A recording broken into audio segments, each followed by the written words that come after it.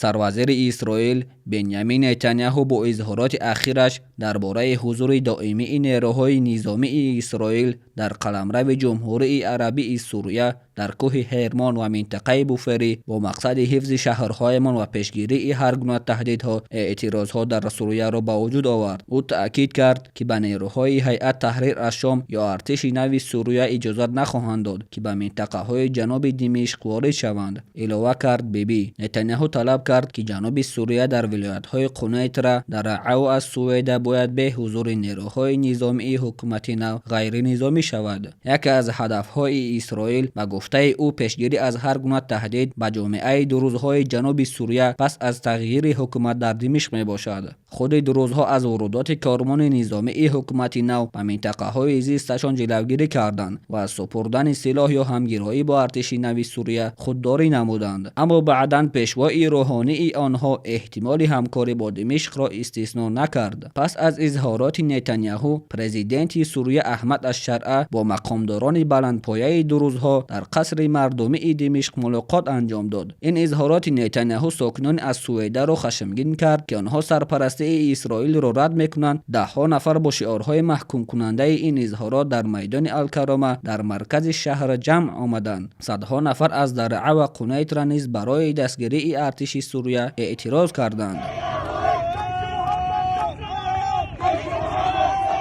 یادآور می‌شویم که در ملاقات با نمایندگان و شخصیت‌های برجسته جامعه دروزها، پرزیدنت سوریه احمد الشرعه تأکید کرد که حکومت سوریه به حفظ امنیت و ثبات همه شهروندان نوابسته از منسوبیت مذهبی یا قومی عهده‌دار است. او همچنین اظهار داشت که همکاری نزدیک بین حکومت و جامعه‌های محلی برای مقاومت با تهدیدهای خارجی و تأمین صلح در کشور مهم میباشد.